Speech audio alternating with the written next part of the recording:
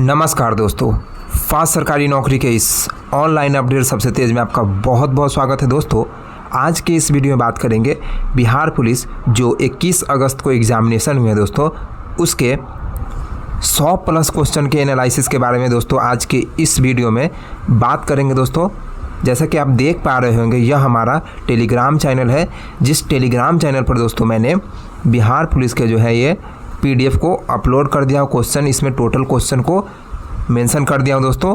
वहाँ से जा कर के इस PDF को प्राप्त कर सकते हैं, बिल्कुल ही फ्री में प्राप्त कर सकते हैं दोस्तों, कोई भी चार्ज नहीं लगता। चलिए आज का यह वीडियो शुरू किया जाए। दोस्तों, हम अपना PDF को ऑन कर लेते हैं। दोस्तों,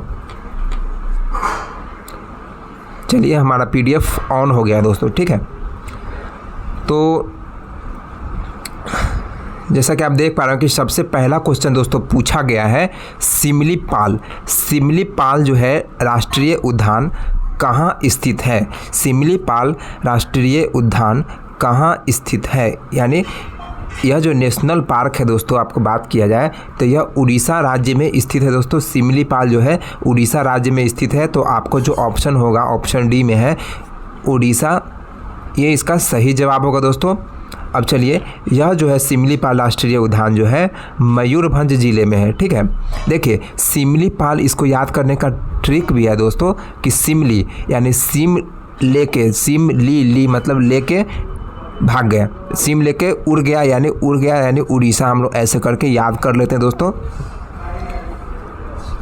ये केवल मतलब एक हिंट्स के लिए है कि सिम लेकर उड़ गया तो उड़ीसा, ऐसे करके याद कर लेते हैं। चलिए इसके फैक्ट के बारे में देखते हैं।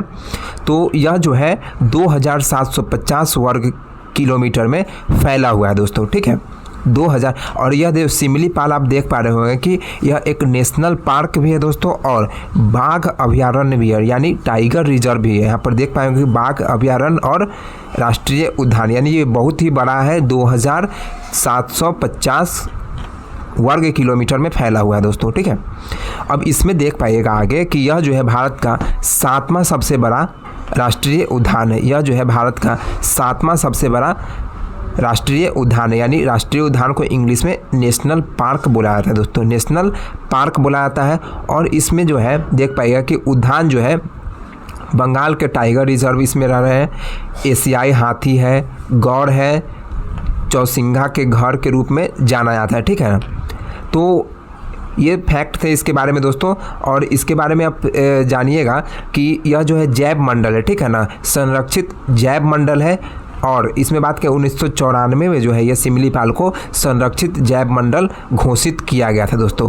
और इसे जो है यह जो है संरक्षित क्षेत्र 2009 से जो है यूनेस्को के अंतर्राष्ट्रीय बायोस्फीयर नेटवर्क का हिस्सा बन गया दोस्तों, ठीक है। 2009 से यूनेस्को में यह शामिल हो गया था दोस्तों। इस राष्ट्रीय उद्यान का एक खास बात आपको बता देते हैं कि सिमलीपाल इसका नाम क्यों पड़ा था। सिमलीपाल इसका नाम क्यों पड़ा था? तो इस क्षेत्र में जो है उगने वाले लाल रेशमी कपास के पेड़ों की प्रचुरता के कारण जो है इसका नाम सिमलीपाल पड़ा था, ठीक है ना। कैसा मतलब रेशम था उसमें, कपास वाला, तो लाल रेशमी कपास है, ठीक है। उसके पेड़ जो है बहुत ही प्रचुर मात्रा में, मतलब एबंडेंस अमाउंट, मतलब अत्यधिक है, ठीक है ना। तो जिसके कारण जो है इसका नाम सिमलीपाल पड़ा है दोस्तों, सिमलीपाल पड़ा है दोस्तों। एक नज़र उड़ीसा राज्य के बारे में जानते हैं। इसका गठन जो है 1 अप्रैल 1936 में हुआ था। राजधानी का है उड़ीसा का तो भुवनेश्वर है। अभी जो है मुख्यमंत्री उड़ीसा का मोहन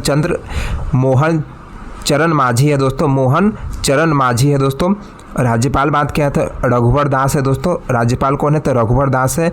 और राजभाषा कौन सा है? तो उड़िया है। राजभाषा कौन सा है उड़ीसा का? तो उड़िया है दोस्तों। उड़ीसा का पुराना नाम जो देख पाएगा कि कलिंग युद्ध जो हुआ था अशोक के द्वारा 261 ईस्वी में हुआ था दोस्तों, आपको पता होगा। चलिए, और इसमें बात किया कि उड़ीसा का जो है टैग लाइन आप देख पाइएगा, उड़ीसा का जो टैग लाइन है अतुल्य भारत की आत्मा है दोस्तों। टैगलाइन क्या है? अतुल्य भारत की आत्मा है दोस्तों। उड़ीसा की राजधानी भुवनेश्वर और इसे जो है मंदिरों का शहर कहा जाता है। भुवनेश्वर को क्या कहा जाता है? मंदिरों का शहर कहा जाता है दोस्तों।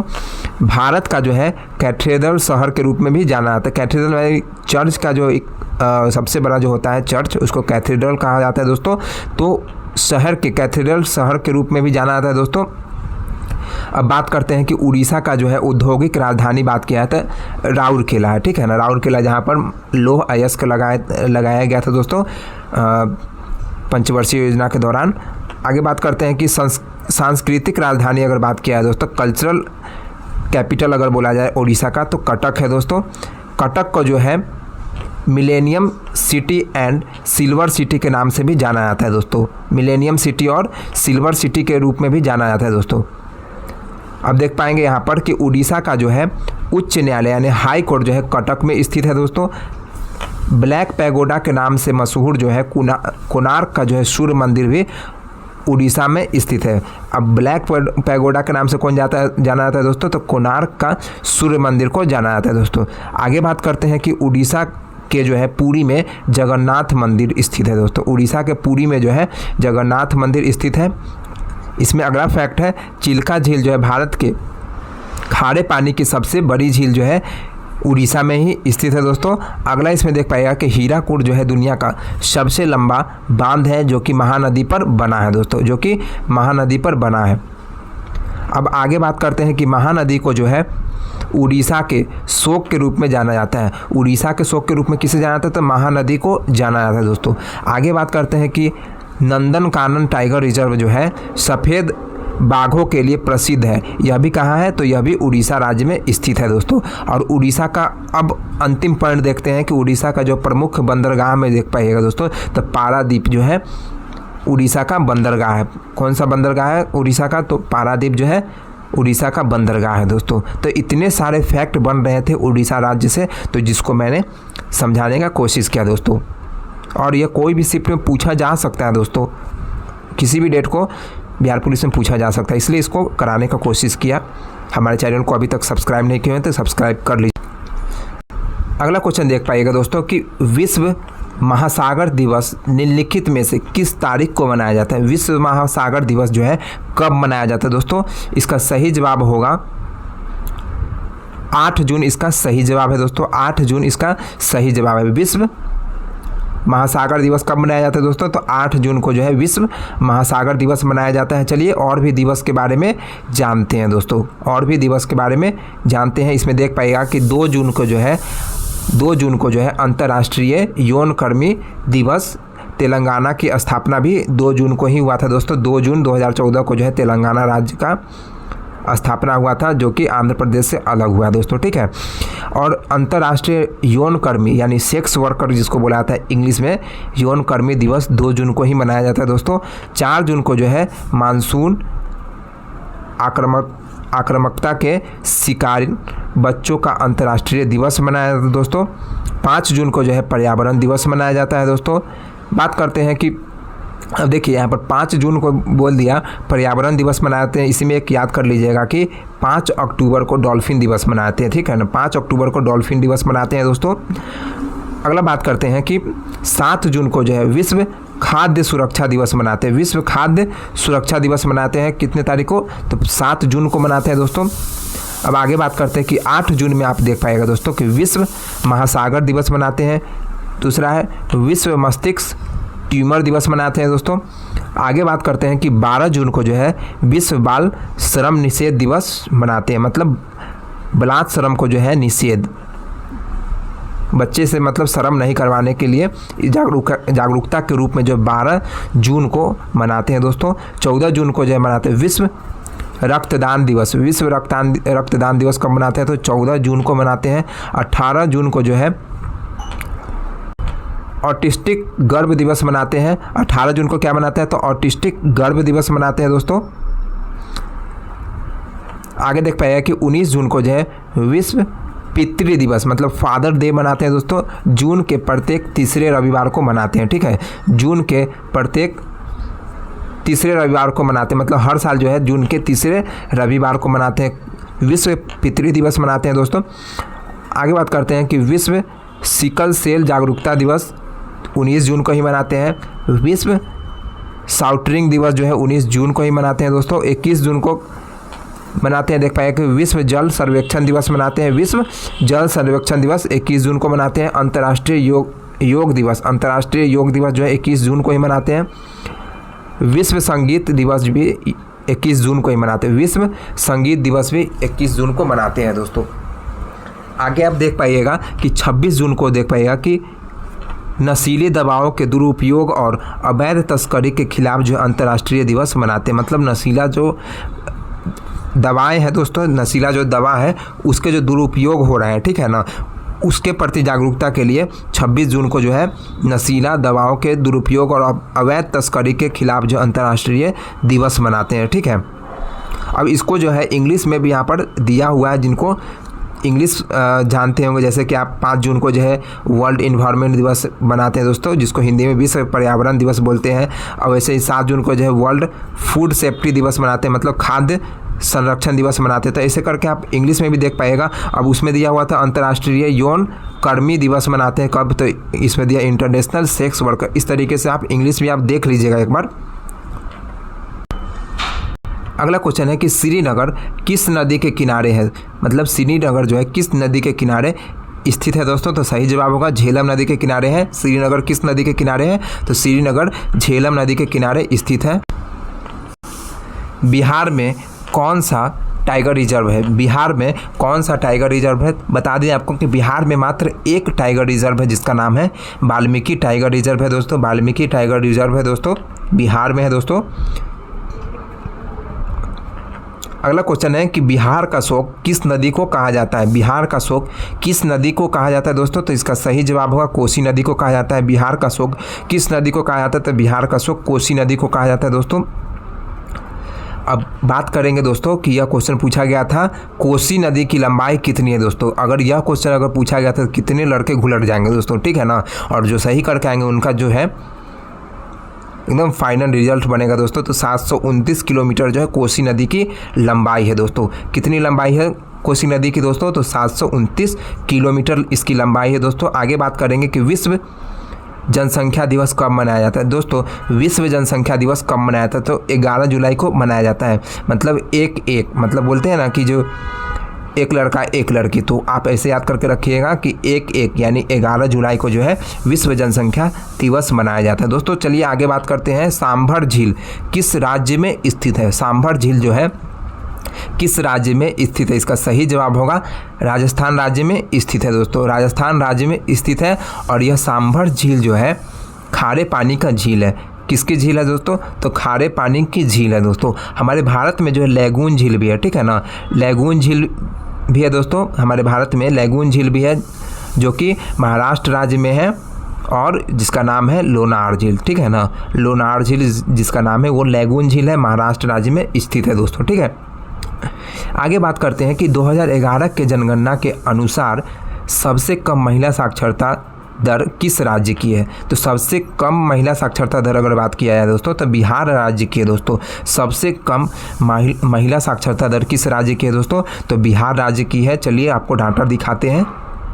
आप यहाँ देख पाएगा कि female and mail literacy rate, female का मतलब होता है महिला और मेल का मतलब पुरुष, ठीक है ना। ओवरऑल लिटरेसी यहाँ पर देख पाइएगा बिहार का जो ओवरऑल लिटरेसी आप देख पाएगा कि अंतिम से मतलब अंतिम में है, सबसे अंतिम में बिहार है, मतलब सबसे कम पढ़ा लिखा राज्य जो है बिहार है, ठीक है ना।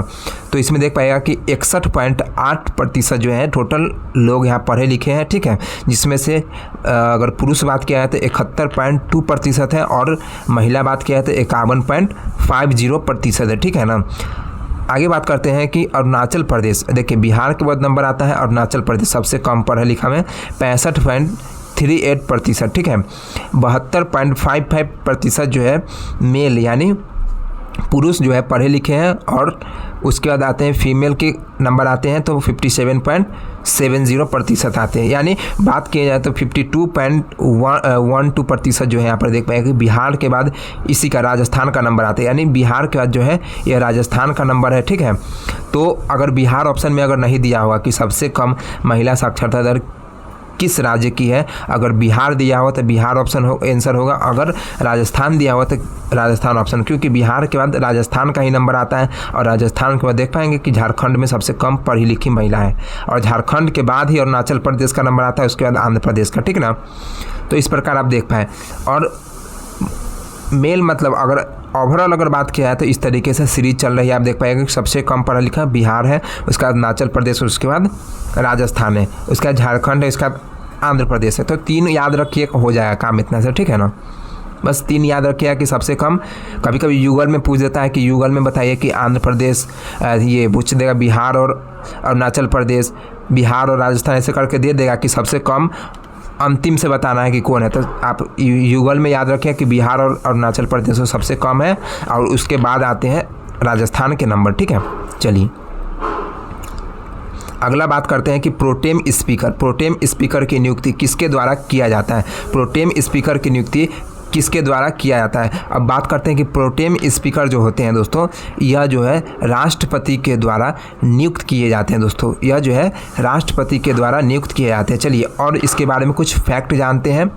आप देख पाइए कि नवनिर्वाचित लोकसभा के सबसे वरिष्ठ जो होते हैं, सबसे बड़े सदस्य में से एक को आमतौर पर जो है प्रोटेम स्पीकर के रूप में नियुक्ति किया जाता है। मतलब यह जो है सदस्य में जो है सबसे बड़े होते हैं, लोकसभा के सदस्य में सबसे बड़े होते हैं दोस्तों, इसी को जो है प्रोटेम स्पीकर के रूप में चुना जाता है, ठीक है। आगे बात करते हैं कि संविधान के अनुच्छेद 94 के दूसरे प्रावधान के अनुसार अध्यक्ष का जो है कार्यकाल नए लोकसभा की पहली बैठक से ठीक पूर्व पहले खाली हो जाती है। मतलब अध्यक्ष जो होते हैं, लोकसभा के अध्यक्ष जो होते हैं, उसका जो होता है पद वो अंतिम समय में जो होता है क्या होते हैं, खाली हो जाते हैं, ठीक है ना। यानी जैसे ही अभी चुनाव हुआ, ठीक है ना, जैसे ही चुनाव होगा तो चुनाव के कुछ दिनों के बाद आएंगे ना इस स्पीकर का पद, तो उससे पहली बैठक से ठीक पहले खाली हो जाती है। मतलब पहली बैठक से ठीक पहले खाली हो जाती है। उस मामले में विधायी धारा द्वारा तैयार वरिष्ठ लोकसभा सदस्य की सूची संसदीय कार्य मंत्री को सौंपी जाती है, जो एक प्रोटेम स्पीकर का चयन करती है और राष्ट्रपति के द्वारा अनुमोदित किया जाता है, ठीक है ना। तो राष्ट्रपति के द्वारा इसका जो है अनुमोदित किया जाता है और संसदीय मंत्री जितने भी होते हैं उसके द्वारा, संसदीय मंत्री कहिए या फिर कैबिनेट मिनिस्टर कहिए, ठीक है, इंग्लिश में कैबिनेट मिनिस्टर कहते हैं, उसके द्वारा राष्ट्रपति को दिया जाता है चुन करके। प्रोटेम स्पीकर का लिस्ट रहता है दोस्तों और वो राष्ट्रपति उसको अनुमोदित करते हैं, मतलब उस पर हस्ताक्षर करते हैं और वहाँ से नियुक्त हो जाते हैं, ठीक है। चलिए इसमें देख पाएगा कि एक राष्ट्रपति जो है प्रोटेम स्पीकर कुछ समय के लिए या फिर अध्यक्ष प्रोटेम एक जो है विधायी निकाय का एक जो है संवैधानिक मान्यता प्राप्त अधिकारी है, ठीक है ना। एक संविधान में इसका उल्लेख है, जो सामान्य जो है पीठासीन अधिकारी की अनुपस्थिति में सदन की अध्यक्षता करते हैं। मतलब जब जो है अध्यक्ष नहीं होंगे तो पीठासीन अधिकारी के रूप में जो है ये क्या करेंगे, अध्यक्षता करेंगे। कभी कभी आप देखे होंगे कि अभी जो है 18वीं लोकसभा चल रही है तो ओम बिरला की जगह पर कोई और को देखते हैं, तो वो सब प्रोटेम स्पीकर का ही भाग है दोस्तों, ठीक है। 2024 में राष्ट्रपति ने किस प्रोटेम स्पीकर को चुना है, मतलब किसे जो है प्रोटेम स्पीकर चुना है दोस्तों। तो इसका सही जवाब होगा, आप देख पाइएगा, भर्तृहरि महताब को जो है लोकसभा सत्र के जो है मद्देनज़र इनको प्रोटेम स्पीकर का पद के लिए चुना गया, ठीक है। और यह जो है भाजपा के प्रत्याशी थे, कहाँ से, तो उड़ीसा से थे दोस्तों। और इनका पिक्चर आप देख सकते हैं, देखिए यही है भर्तृहरि जो है महताब, यही है, आप देख लीजिए इनका पिक्चर। अगला क्वेश्चन है दोस्तों, राज्य चुनाव आयोग जो है मतलब राज्य चुनाव आयोग का जो है वर्णन किस अनुच्छेद में है, किस अनुच्छेद में जो है राज्य चुनाव आयोग का जो है वर्णन है दोस्तों। इसका सही जवाब होगा 343 के में जो है राज्य चुनाव आयोग का जो है वर्णन है दोस्तों। इसमें देख पाएगा कि इसके अंतर्गत राज्य निर्वाचन आयोग नगरीय संस्थाओं के चुनाव का संचालन करता है, ठीक है ना। नगरीय संचालन का चुनाव कौन करता है, तो राज्य निर्वाचन आयोग करता है दोस्तों, ठीक है। आप इसमें देख पाइएगा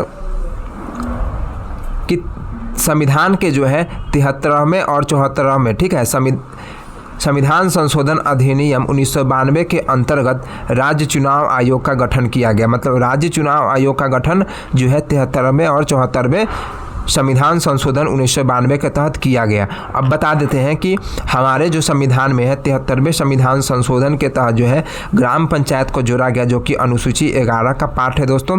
और अनुसूची 12 में जो है ये म्यूनसिपालिटी मतलब नगर पालिका का जो है उल्लेख है दोस्तों। और दोनों अधिनियम जो है एक ही वर्ष 1992 में आया दोस्तों, ठीक है। और इसी के तहत जो है चुनाव आयुक्त जो है आप बात करेंगे कि राज्य चुनाव आयुक्त का गठन किया गया था दोस्तों, ठीक है। अगला क्वेश्चन देख पाएगा कि भूतकाल के कितने भेद होते हैं। बताइए भूतकाल के कितने भेद होते हैं, ऐसे ऐसे क्वेश्चन पूछे जा रहे हैं दोस्तों। इसका सही जवाब होगा भूतकाल के 6 भेद होते हैं दोस्तों। चलिए कौन कौन से होते हैं आपको बता देते हैं कि एक तो होते हैं पहले सामान्य भूतकाल सिंपल पास्ट टेंस जिसको बोला जाता है दोस्तों। उसका होता है आसन्न भूतकाल होता है, उसका पूर्ण भूतकाल होता है। अगला है अपूर्ण भूतकाल यानी 1 2 3 4 यानी 4 तो ये हो गया, ठीक है। उसका देखिए आगे बात करते हैं। अपूर्ण के बाद है संदिग्ध भूतकाल है और हेतुमद भूतकाल, ठीक है ना। तो ये 6 प्रकार के जो है भूतकाल के जो है ये भेद है, ठीक है। चलिए आगे बात करते हैं कि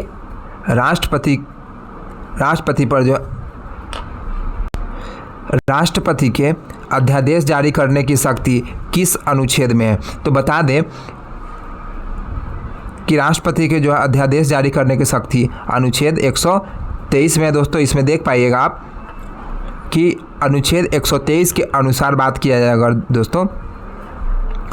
तो इसमें देख पाइएगा आप कि राष्ट्रपति केवल तभी अध्यादेश जारी कर सकता है जब संसद के दोनों सत्र न चल रहा हो, मतलब संसद का जो है सत्र अगर नहीं चल रहा होगा तब जो है राष्ट्रपति केवल उस टाइम ही अध्यादेश जारी कर सकते हैं दोस्तों।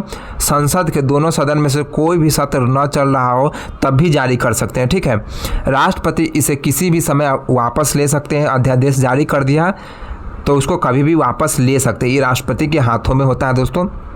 अब बात करते हैं कि इस अनुच्छेद के तहत जो है प्रख्यापित एक अध्यादेश का जो है संसद के अधिनियम के समान बल और प्रभाव होगा दोस्तों। अब बात करते हैं कि पुनः समवेत होने के 6 सप्ताह के भीतर इसे जो है संसद के सदन यानी दोनों सदन के समक्ष रखा जाएगा, अन्यथा यह समाप्त हो जाएगा, मतलब ये स्वतः समाप्त हो जाएगा, ठीक है।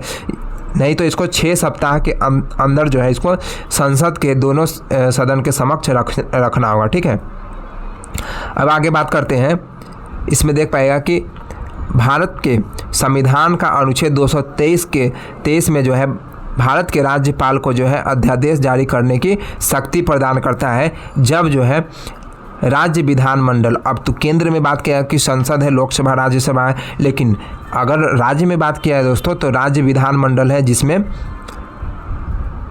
राज्य विधानमंडल में आपको आ जाएगा विधानसभा और विधान परिषद आ जाएगा दोस्तों का सत्र नहीं चल रहा होगा। अगर राज्य विधानमंडल का सत्र अगर नहीं चल रहा होगा दोस्तों तो उस समय जो है राज्यपाल अनुच्छेद 223 के तहत अध्यादेश जारी कर सकते हैं। अब देखिए कितना अच्छी बात है कि 1 2 3 यानी 1 2 3 अगर कहेंगे तो अध्यादेश राष्ट्रपति जारी करेंगे, ठीक है ना।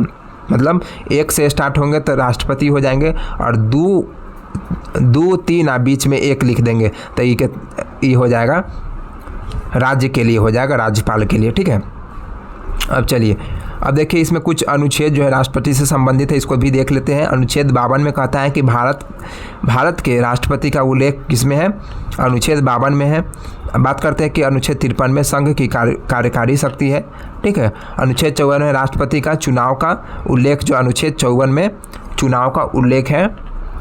अनुच्छेद 55 में देख पाएगा कि राष्ट्रपति के चुनाव की तारीख है, मतलब किस तारीख को राष्ट्रपति की चुनाव होगी, इसका उल्लेख अनुच्छेद 55 में है।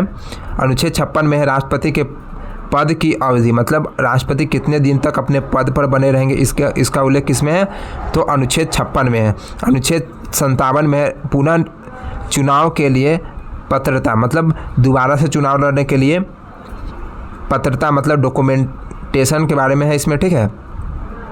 आगे बात किया जाए कि अनुच्छेद 58 में जो है राष्ट्रपति के रूप में चुनाव के लिए योग्यता, ठीक है ना। अगर राष्ट्रपति अगर बनना है तो उसके लिए योग्यता आपके पास होना चाहिए, जैसे 50 गो अनुमोदक और 50 गो अनुमोदक होता है ना, उसमें यानी राष्ट्रपति का चुनाव लड़ना है तो 50 गो अनुमोदक होगा और 50 गो प्रस्तावक होगा, तो वो आपकी योग्यता है दोस्तों, तो उसको आपको रखना होगा, ठीक है ना।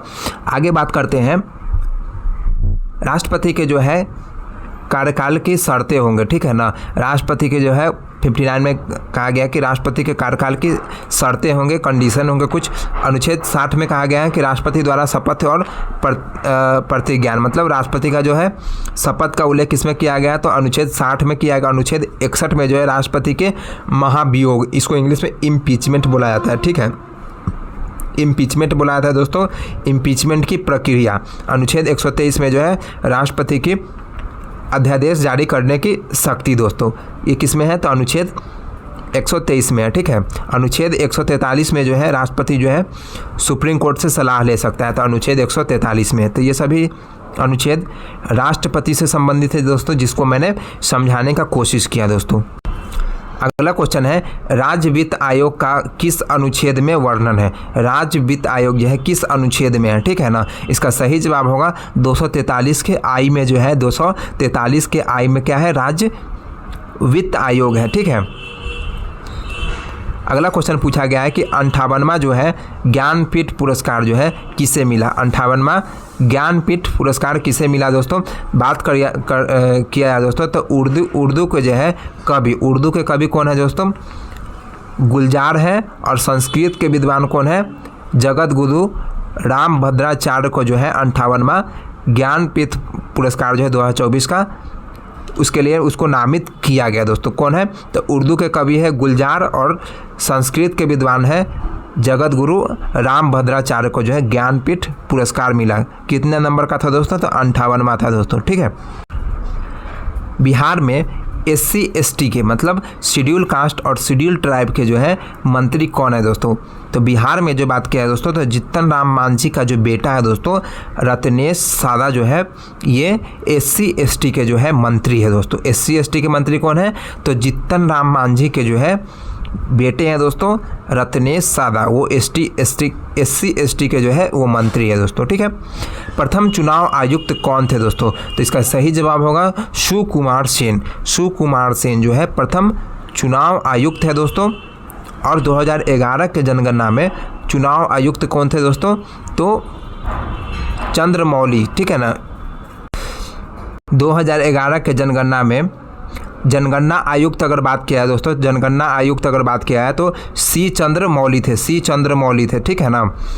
और यहाँ पर जो आप देख पाए क्वेश्चन हमारा था चुनाव आयुक्त कौन थे दोस्तों, प्रथम चुनाव आयुक्त कौन थे दोस्तों, तो इसका सही जवाब होगा सुकुमार सेन, इसका सही जवाब होगा, ठीक है। अभी अगर वर्तमान में अगर बात किया है तो मुख्य चुनाव आयुक्त कौन है दोस्तों, तो राजीव कुमार है, ठीक है ना। मुख्य चुनाव आयुक्त अभी कौन है, तो राजीव कुमार है, ठीक है। चलिए सुकुमार सेन जी का देखते हैं हम लोग, पिक्चर देखते हैं। आप इस प्रकार से आप देख पाए कि सुकुमार सेन जी का यह पिक्चर है। आप देख पाए कि सुकुमार सेन जो है भारत के प्रथम मुख्य चुनाव आयुक्त थे दोस्तों, मुख्य चुनाव आयुक्त थे दोस्तों सुकुमार सेन, ठीक है।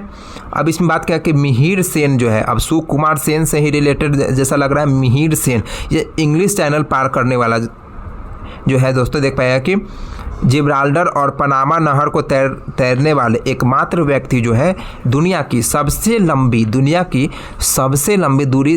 दूरी की तैराक है दोस्तों, जो कि Guinness book of world record में इनका नाम है, जिनका नाम है मिहिर सेन, ठीक है। देखिए हमारे भारतीय चुनाव का जो है देख पाइएगा कि भारत के जो है चुनाव आयोग का जो है देख पाइएगा कि 25 जनवरी 1950 को इनका गठन हुआ था दोस्तों। और उद्देश्य जो है इसका देख पाइए कि राष्ट्रपति, उपराष्ट्रपति, संसद, विधानसभा और विधान परिषद के कार्यकालों का चुनाव करना है, ठीक है। अनुच्छेद 324 में इनके जो है तहत ये कार्य करते हैं, ठीक है ना। ये कार्य किस अनुच्छेद के तहत करते हैं, तो 324 अनुच्छेद 324 के तहत करते हैं दोस्तों। और मुख्य चुनाव आयुक्त को हटा कौन सकता है दोस्तों, तो संसद द्वारा पारित एक प्रस्ताव जिसमें कि लोकसभा और राज्यसभा में 2/3 बहुमत द्वारा उनको हटाया जा सकता, मतलब 2/3 बहुमत का है तो विशेष बहुमत होगा, ठीक है। विशेष बहुमत से ही हटाया जा सकता है दोस्तों, ठीक है। अब बात करते हैं कि चुनाव आयुक्त को हटाना भारत के राष्ट्रपति द्वारा मुख्य चुनाव आयुक्त की सिफारिश पर ही होता है। मतलब मुख्य चुनाव आयुक्त अगर अपने से नीचे जो होंगे तो वो चुनाव आयुक्त होते हैं, ठीक है ना। और वो मुख्य चुनाव आयुक्त है, मतलब यहाँ पर मुख्य चुनाव आयुक्त है, अपने से नीचे जो भी है ये चुनाव आयुक्त, इसको हटाना चाहते हैं तो ये करेंगे, लेटर लिख के देंगे किनको, तो राष्ट्रपति, और राष्ट्रपति उस पर साइन करेंगे, ये हट जाएंगे, अपने ही पद से हट जाएंगे, ठीक है। चलिए, अनुच्छेद 324 से लेकर के देख पाए 329 तक जो है भारत निर्वाचन आयोग से संबंधित है, ठीक है ना। अगला क्वेश्चन है कि मेक इन इंडिया आप देख पाएगा कि प्रोजेक्ट है, इसकी शुरुआत कब हुआ दोस्तों, तो 25 सितंबर 2014 को हुआ, 25 सितंबर 2014 को हुआ। इसमें जो है विनिर्माण कार्य वगैरह इसमें आते हैं, जिससे जो है हमारा देश भारत जो है आत्मनिर्भर बन सके, उसके रास्ते पर मेक इन इंडिया प्रोजेक्ट को लाया गया था दोस्तों, ठीक है।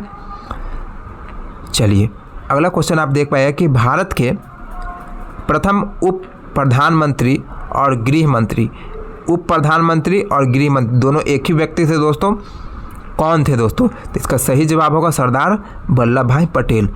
प्रथम उप प्रधानमंत्री और गृह मंत्री कौन थे दोस्तों, तो सरदार वल्लभ भाई पटेल। चलिए, अगला क्वेश्चन है कि विश्व जनसंख्या दिवस कब मनाया जाता है दोस्तों, तो विश्व जनसंख्या दिवस अगर बात किया है दोस्तों तो 11 जुलाई को मनाते हैं दोस्तों। तो विश्व जनसंख्या दिवस 11 जुलाई, मतलब हम लोग कहते हैं ना कि एक लड़का एक लड़की, ठीक है ना, तो एक लड़का और एक लड़की तो जुलाई, ठीक है, 11 जुलाई, एक तो 11, एक लड़का चाहिए एक लड़की चाहिए। चलिए ठीक है।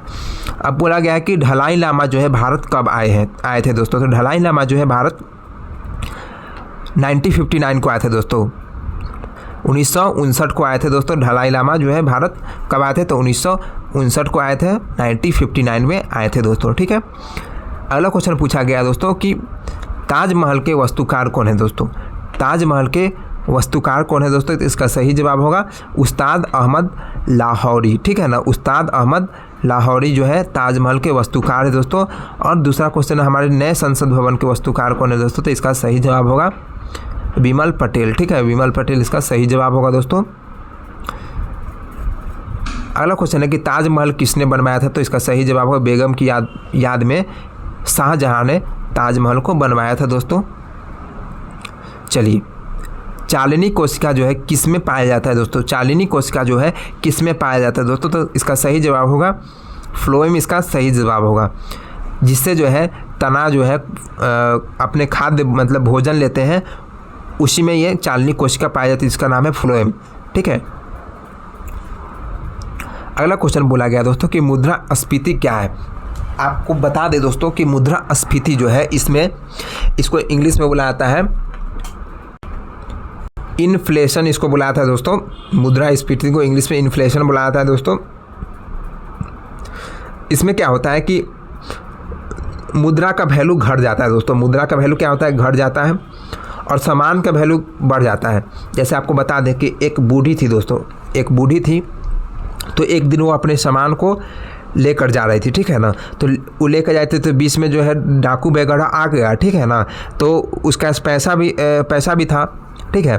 तो देखिए पैसा जो है टोकरी में क्या भरा हुआ था, तो पैसा भरा हुआ था, ठीक है ना। तो वो क्या किया, वो चोर डाकू आया और बूढ़ी से जो है टोकरी वगैरह छीनने का कोशिश किया, तो बूढ़ी जो है तो टोकरी वहाँ पर छोड़ करके चल दी, ठीक है। तो वो डाकू जो है वो पैसा छोड़ करके, टोकरी में भरा हुआ था पैसा छोड़ करके टोकरी ये उठा कर ले गए। तो इससे समझ में आया कि पैसा का उस समय महत्व कम गया और इसका जो सामान का महत्व ज़्यादा है। तो इसीलिए जो है आप देख पाइएगा कि मुद्रास्फीति वही होता है जिसमें सामान का जो है वैल्यू ज़्यादा होता है और पैसा का वैल्यू नहीं होता है, कम होता है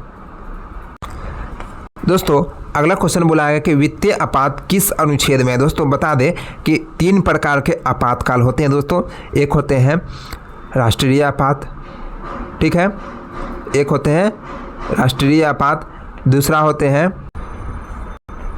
इसमें है राष्ट्रीय आपात, आप देख पाएगा दोस्तों राष्ट्रीय आपात है, उसका देखिए राष्ट्रपति शासन है दोस्तों, राष्ट्रपति शासन है, और एक होते हैं वित्तीय आपात, ठीक है ना, वित्तीय आपात। तो सबसे पहले जो होते हैं राष्ट्रीय आपात जो है 352 में है, और इसमें 4 जोड़ दीजिएगा तो 356 में राष्ट्रपति शासन है, और 4 जोड़िएगा तो 360 में जो है वित्तीय आपात है दोस्तों। और 60 में एक जीरो भी है दोस्तों, तो जीरो से समझ में आ जाएगा कि वी में भी एक तरह का जीरो दिख रहा है, तो ये वित्तीय आपात से संबंधित हो जाएगा दोस्तों, ठीक है ना।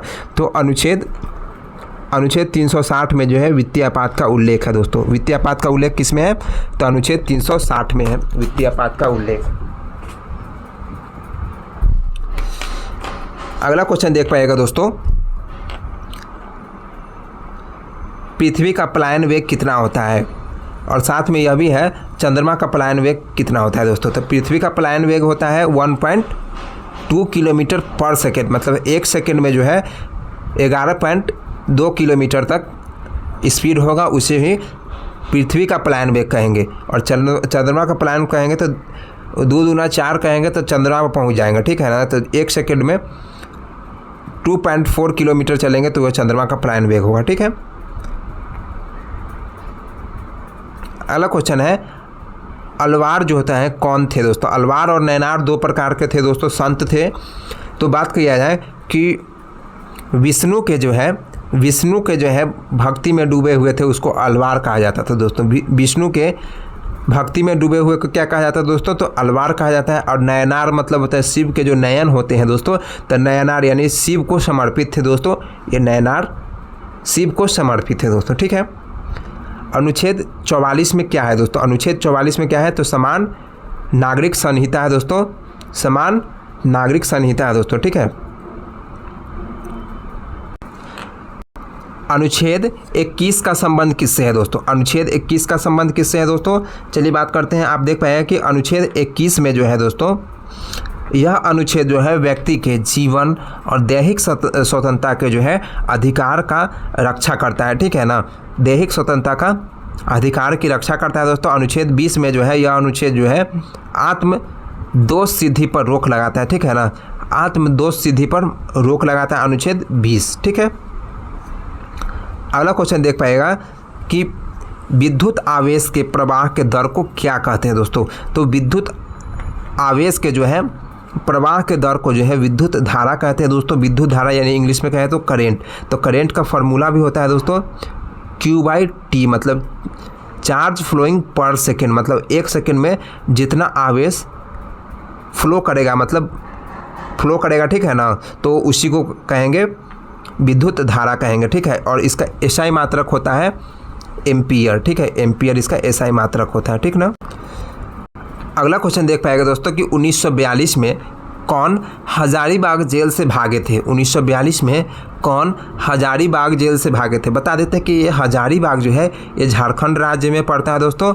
और जयप्रकाश नारायण जो है 1942 में वहाँ से भागे थे दोस्तों, ठीक है ना। 1942 में क्विट इंडिया मूवमेंट हुआ था, भारत छोड़ो आंदोलन जो है 1942 में हुआ था दोस्तों। और यह जो है जयप्रकाश नारायण हजारीबाग जेल झारखंड से भागे थे दोस्तों, ठीक है।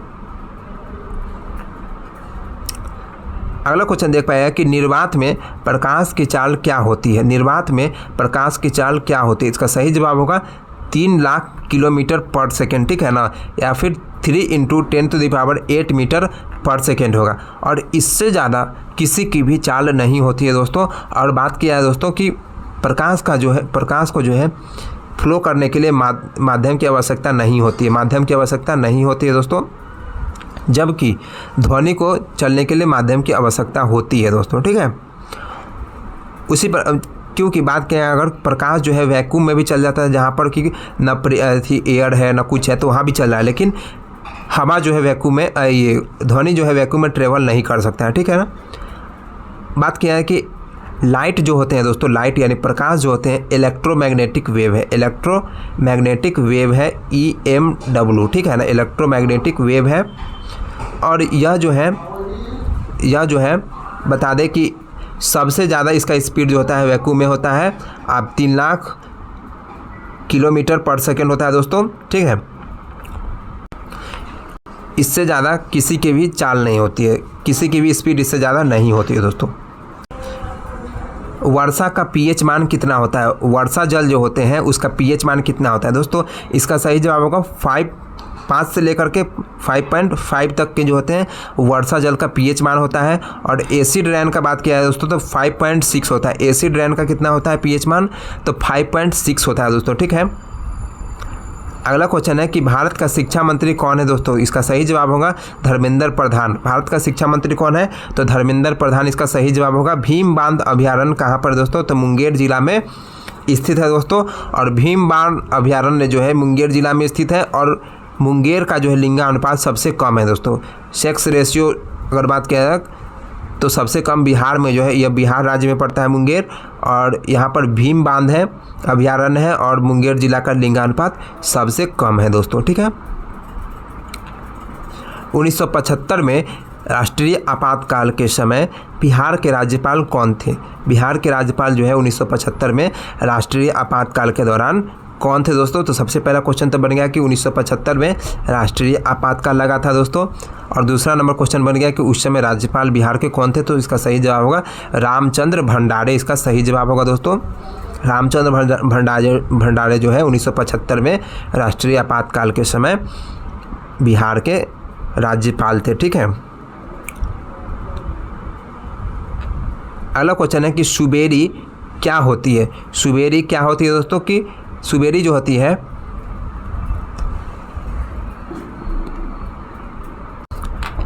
पेड़ का बाहरी छाल होता है दोस्तों। पेड़ का बाहरी छाल को सुबेरी कहते हैं, ठीक है। पेड़ का बाहरी छाल को क्या कहते हैं, सुबेरी कहते हैं दोस्तों। अगला क्वेश्चन देख पाएगा कि प्रधानमंत्री की क्या होती है दोस्तों। तो सबसे पहला क्वेश्चन है कि प्रधानमंत्री की जो है नियुक्ति होता है, ठीक है। और प्रधानमंत्री की नियुक्ति किसके द्वारा होता है दोस्तों, तो प्रधानमंत्री की नियुक्ति राष्ट्रपति के द्वारा होता है दोस्तों। प्रधानमंत्री की नियुक्ति राष्ट्रपति के द्वारा होता है, ठीक है।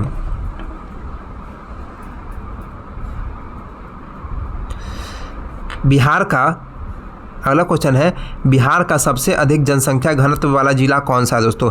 बिहार का सबसे अधिक जनसंख्या घनत्व वाला जिला कौन सा है दोस्तों। तो इसका सही जवाब होगा शिवहर। और सबसे ज़्यादा जनसंख्या कहाँ का है, तो पटना का सबसे ज़्यादा जनसंख्या है दोस्तों। और जनसंख्या घनत्व अगर बोला है सबसे ज़्यादा कहाँ का है, मतलब 1 वर्ग किलोमीटर में कितने लोग रह रहे हैं दोस्तों। तो इसका सही जवाब होगा सबसे कम बिहार में कहाँ है, यहाँ पर है सबसे अधिक। तो सबसे अधिक जो है शिवहर में जनसंख्या घनत्व है, ठीक है। इसमें आपको बता दें कि सबसे कम अगर बात किया है जनसंख्या घनत्व, तो कैमूर का जो है जनसंख्या घनत्व सबसे कम है दोस्तों। और कैमूर का जो है 488 व्यक्ति जो है प्रति वर्ग किलोमीटर में रहते हैं। 488 व्यक्ति जो है प्रति वर्ग किलोमीटर में रहते हैं दोस्तों। और शिवहर में जो है 1880 व्यक्ति जो है प्रति वर्ग किलोमीटर में रहते हैं, ठीक है ना।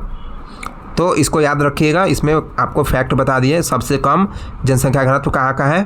तो सबसे कम अगर बात किया है तो कैमूर का है। और सबसे ज़्यादा जनसंख्या घनत्व कहाँ का है, तो शिवहर का है। और कितना कितना ये भी बता दिए। अगर कैमूर का पूछा है तो 488 व्यक्ति प्रति वर्ग किलोमीटर में रह रहे हैं। और शिवहर का पूछा है तो 1880 व्यक्ति प्रति वर्ग किलोमीटर में रह, लगभग 2000 इसको मान के चलिएगा, 1900 या 2000, ठीक है।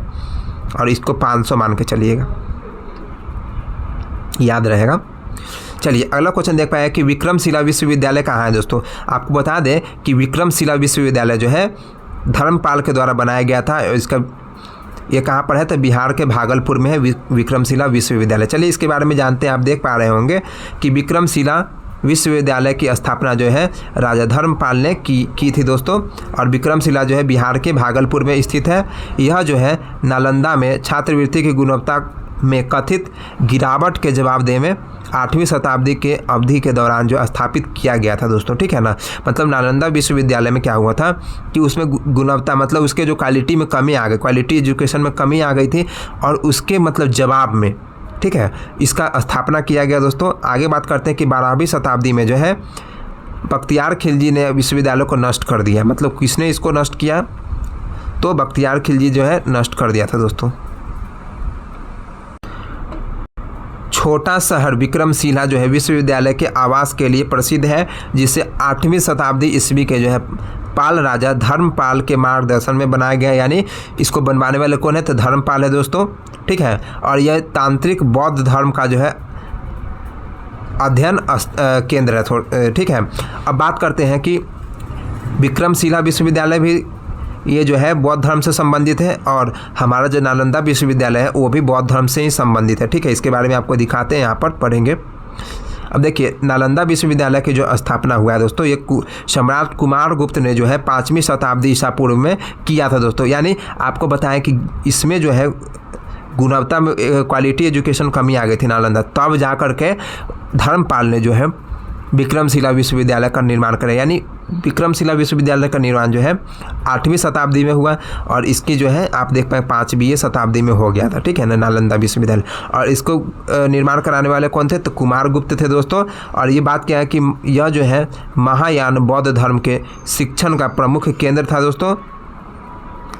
इसमें देख पाएगा कि 12वीं शताब्दी के अंत में आक्रमणकारी बख्तियार खिलजी ने मठ को ध्वस्त कर दिया, भिक्षुओं को मार डाला और मूल्यवान पुस्तक को जला दिया। किसने जलाया दोस्तों? तो बख्तियार खिलजी ने मठ को ध्वस्त भी कर दिया था दोस्तों और भिक्षुओं को मार भी डाला और पुस्तक को जला डाला, मूल्यवान पुस्तक थे उसको जला दिया दोस्तों। और यहाँ पर जो है बुद्ध की जो है महायान बौद्ध धर्म का जो शिक्षण प्रमुख केंद्र था। महायान, हीनयान, महायान जो है यान जो है बौद्ध की जो है प्रमुख 2 भाग थी, 2 भाग में बट गए थे दोस्तों।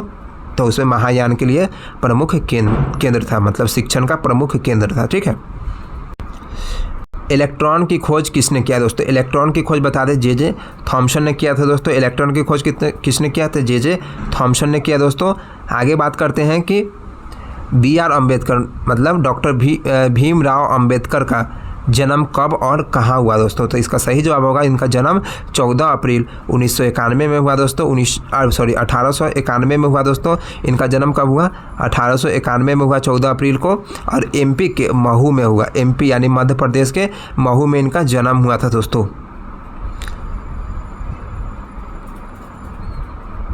पानी का pH मान कितना होता है दोस्तों? पानी न्यूट्रल होता है तो इसलिए इसका pH मान 7 होता है दोस्तों, ठीक है। सबसे कम लिंगानुपात किस राज्य का है? भारत में सबसे कम लिंगानुपात किस राज्य का है दोस्तों? इसका सही जवाब होगा हरियाणा 879 मतलब 879, ठीक है। सबसे ज़्यादा लिंगानुपात केरल का है 1084, ठीक है ना। अब देखिए कुछ सॉल्यूशन है उसके pH मान दिए गए हैं दोस्तों। जैसे HCl बात किया है तो इसका सबसे कम होता है, मतलब सबसे ज़्यादा एसिडिक नेचर का बात किया है तो HCl होता है दोस्तों।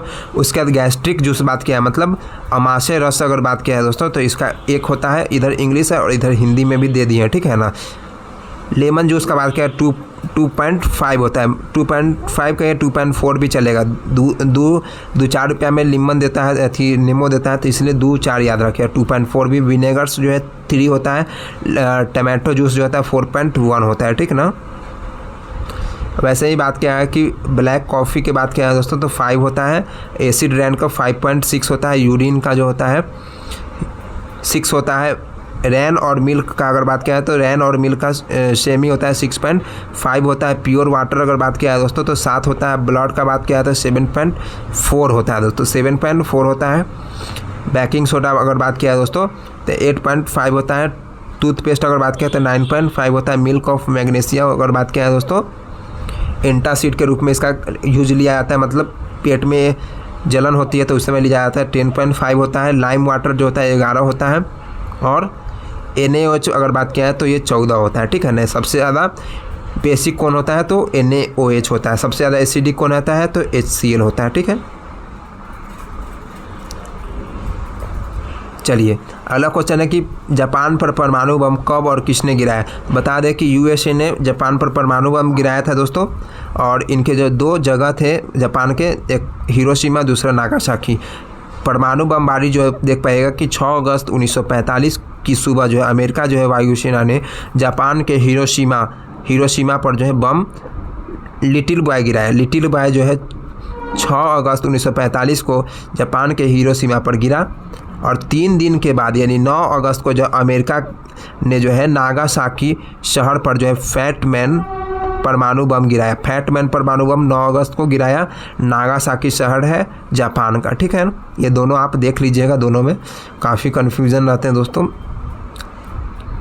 23 जुलाई 1956 को किसका जन्म हुआ था? 23 जुलाई 1856 को किसका जन्म हुआ था दोस्तों? 1856 को किसका जन्म हुआ था दोस्तों? 23 जुलाई 1856 को किसका जन्म हुआ था? तो बाल गंगाधर तिलक का हुआ था। बाल गंगाधर तिलक का जन्म 23 जुलाई 1856 को हुआ था दोस्तों, ठीक है। रणथंभौर टाइगर रिजर्व कहाँ है दोस्तों? रणथंभौर टाइगर रिजर्व कहाँ है दोस्तों? रणथंभौर टाइगर रिजर्व राजस्थान में है। रण में कौन है दोस्तों? तो राजा महाराजा की बातें होगी तो राजस्थान आ जाएगा, ठीक है। रावत भाटा परमाणु रिएक्टर कहाँ है दोस्तों? रावत भाटा परमाणु रिएक्टर कहाँ है दोस्तों? तो ये राजस्थान में है, ठीक है।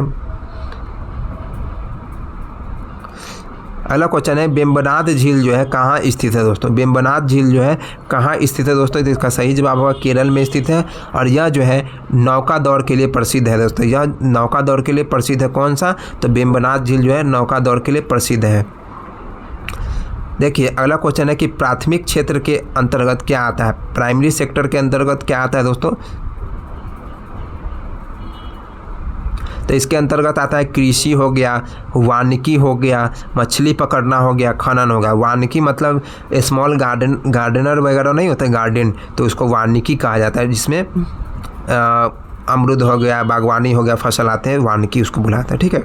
तो ये सब आते हैं, मछली पकड़ना, ये सब खनन करना, ये सब आते हैं प्राथमिक क्षेत्र के अंतर्गत आते हैं, ठीक है। और सेकेंडरी अगर बात किया है तो विनिर्माण क्षेत्र आएंगे। तृतीयक अगर बात किया तो सेवा प्रदान क्षेत्र आएंगे, ठीक ना। इसको इंग्लिश में ट्रेशियरी कहा जाता है। सेकेंडरी द्वितीयक को सेकेंडरी सेक्टर बोला जाता है। तृतीय अगर रहेगा तो टर्शियरी सेक्टर बोला जाता है। चतुर्थ होगा तो क्वाटरनरी, ठीक है, ऐसे करके होगा।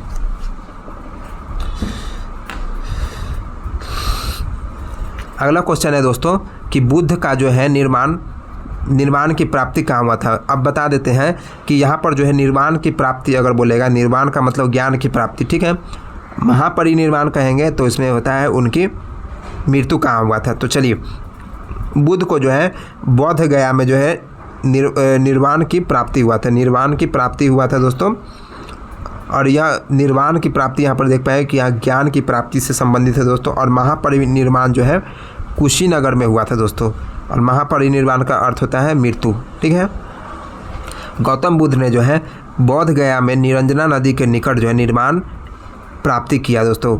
नदी कौन सा है? निरंजना नदी है। और वृक्ष कौन सा है? बोधि वृक्ष, बौद्ध गया में प्राप्त किया दोस्तों, ठीक है। सिमलीपाल राष्ट्रीय उद्यान कहाँ है दोस्तों? सिमले के उड़ गया, सिमले के उड़ गई तो उड़ीसा। कोशिका सिद्धांत किसने दिया?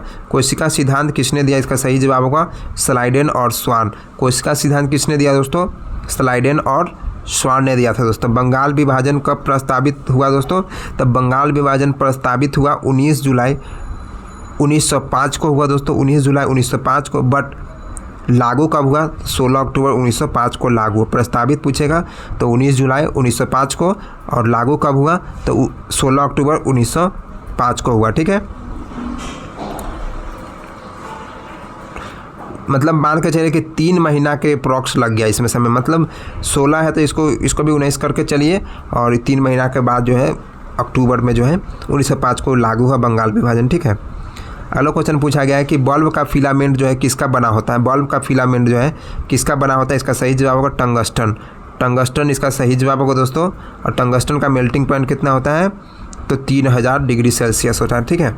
दुर्गावती टाइगर रिजर्व कहाँ है दोस्तों? दुर्गावती टाइगर रिजर्व जो है मध्य प्रदेश में स्थित है दोस्तों। दुर्गावती टाइगर रिजर्व कहाँ है? तो मध्य प्रदेश में स्थित है। अगला क्वेश्चन है कि बोन को जब जोड़ता है, बोन को हिंदी में अस्थि को अस्थि से जोड़ता है, उसे लिगामेंट कहा जाता है दोस्तों। अस्थि को अस्थि से जोड़ने वालों को लिगामेंट कहा जाता है। और अस्थि को मांसपेशिया से जो जोड़ता है उसको टेंडन कहा जाता है। अस्थि को मांसपेशिया से जो जोड़ता है दोस्तों उसको टेंडन कहा जाता है दोस्तों। अगला बात क्या है कि कुद्रेमुख जो है लौह अयस्क केंद्र कहाँ है दोस्तों? इसका सही जवाब होगा कर्नाटक। कुद्रेमुख लौह अयस्क जो है कहाँ है दोस्तों? तो कर्नाटक इसका सही जवाब होगा। अगला क्वेश्चन है कैगा विद्युत संयंत्र कहाँ है दोस्तों? कैगा जो है विद्युत संयंत्र कहाँ है दोस्तों? इसका सही जवाब होगा कर्नाटक। अगला क्वेश्चन है कि पौधे में लचीलापन किसके कारण होता है दोस्तों? पौधे में लचीलापन किसके कारण होता है? तो कॉलन काइमा के कारण होता है दोस्तों। पौधे में लचीलापन किसके कारण होता है? तो कॉलन काइमा के कारण होता है। यूनेस्को का हेड क्वार्टर कहाँ है दोस्तों? यूनेस्को का हेड क्वार्टर बात किया है तो फ्रांस पेरिस में है दोस्तों। यूनेस्को का हेड क्वार्टर कहाँ है? तो फ्रांस पेरिस में है दोस्तों। बिहार लोकायुक्त का कार्यकाल कितना वर्ष का होता है दोस्तों? बिहार लोकायुक्त का कार्यकाल कितने वर्ष का होता है दोस्तों? इसका सही जवाब होगा 5 वर्ष का होता है दोस्तों।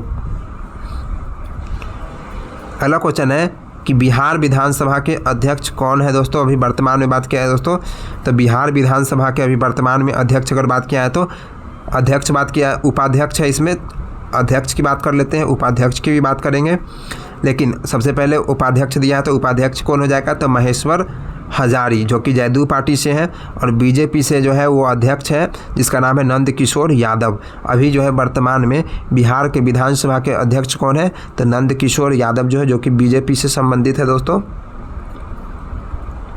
उपाध्यक्ष कौन है? तो महेश्वर हजारी जो है जदयू पार्टी से, ठीक है। सदन का नेता जो होते हैं कौन होते हैं? वो मुख्यमंत्री होते हैं, वो राज्य के अंदर मुख्यमंत्री होते हैं और केंद्र के अंदर प्रधानमंत्री होते हैं दोस्तों। तो अभी राज्य के अंदर, बिहार राज्य के अंदर सदन का नेता कौन है? तो नीतीश कुमार, जो कि जदयू पार्टी से हैं, और सदन का उप नेता मतलब उप मुख्यमंत्री उसको बोला जाता है दोस्तों। इसका सही जवाब होगा विजय कुमार सिन्हा होगा, और सम्राट चौधरी जो कि भाजपा से, दोनों उप मुख्यमंत्री है, ठीक है। उप का मतलब चुपचाप बैठो। बिहार दिवस कब मनाया जाता है दोस्तों? बिहार दिवस कब मनाया जाता है? इसका सही जवाब होगा 22 मार्च। इसका सही जवाब होगा बिहार दिवस कब मनाया जाता है? तो 22 मार्च को मनाया जाता है। इसमें देख पाइएगा कि 1912 में जो है बिहार के बंगाल प्रेसिडेंसी में पृथक होने की याद में, मतलब बंगाल प्रेसिडेंसी जो है बिहार से अलग हो गया था, कि कब हुआ था? तो 1912 में। उसी की याद में जो है 22 मार्च को जो है प्रत्येक वर्ष जो है बिहार दिवस मनाया जाता है दोस्तों।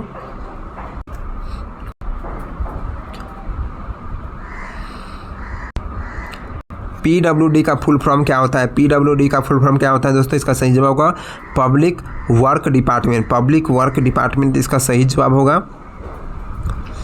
आगे है कि युद्ध अभ्यास जो है डस्ट लीग किसके बीच हुआ? तो इंडिया और उज्बेकिस्तान के बीच जो है युद्ध जो है डस्ट लीग हुआ था दोस्तों। आगे बात किया है कि लिच्छवी की राजधानी कहाँ है? लिच्छवी की राजधानी कहाँ है दोस्तों? तो इसका सही जवाब होगा वैशाली। लिच्छवी की राजधानी कहाँ है दोस्तों? तो इसका सही जवाब होगा वैशाली। प्रोजेक्ट टाइगर की शुरुआत कब हुआ था दोस्तों? प्रोजेक्ट टाइगर की शुरुआत कब हुआ था? तो 1973 में हुआ था। प्रोजेक्ट टाइगर की शुरुआत कब हुआ था? तो 1973 में प्रोजेक्ट टाइगर की शुरुआत हुई थी दोस्तों। 2011 के जनगणना के अनुसार किस राज्य की जो है जनसंख्या सबसे अधिक है दोस्तों? तो 2011 के जनगणना के अनुसार अगर बात किया जाए तो यूपी की जनसंख्या सबसे अधिक है दोस्तों। 2011 के अनुसार अगर बात किया जाए तो सबसे मतलब भारत का जो है महिला साक्षरता दर कितना है दोस्तों? तो 65.46% है दोस्तों। महिला साक्षरता दर कितनी है भारत का? तो 65.46% है दोस्तों, ठीक है।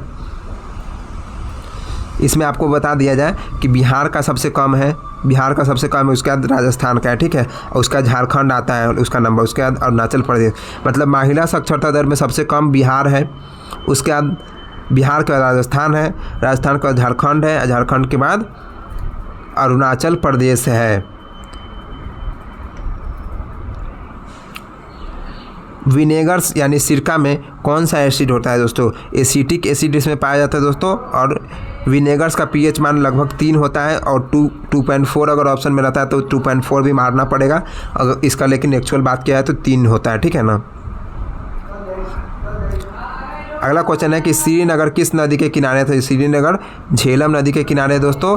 तृतीय बौद्ध संगति किसकी अध्यक्षता में हुआ दोस्तों? तो तृतीय बौद्ध संगति जो है मुगली पुत्तिस की अध्यक्षता में हुआ था दोस्तों। देख पाएगा कि तृतीय बौद्ध संगति जो है मुगली पुत्तिस के अध्यक्षता में हुआ दोस्तों। ये पाटलिपुत्रा में हुआ और अशोक के समय हुआ, 250 ईसा पूर्व में हुआ। सबसे पहला अगर बात किया जाए तो इसकी अध्यक्षता कौन की है? तो महाकश्यप की है। दूसरा की है सर्वकामनी की है, उसके इसका जो है उस समय राजा कौन थे? तो कालाशोक थे। और सबसे अंतिम वाला बात किया है तो अश्वघोष या वसुमित्र, और शासक कौन थे? तो कनिष्क थे। और ये कहाँ हुआ था? कुंडलवन कश्मीर में हुआ, ठीक है। ये चार्ट पूरा दे दिया हूँ दोस्तों, कोई भी क्वेश्चन कभी पूछा जा सकता है, इसलिए रिस्क लेना अच्छी बातें नहीं होती हैं, पहले पढ़ के जाइए एग्ज़ाम से पहले तो काफ़ी बेटर होगा।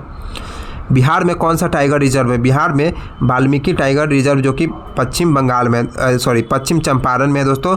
पश्चिम चंपारण में कौन सा है? तो वाल्मीकि टाइगर रिजर्व है दोस्तों, ठीक है।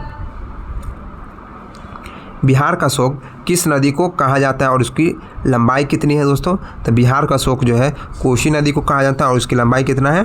तो 729 किलोमीटर है।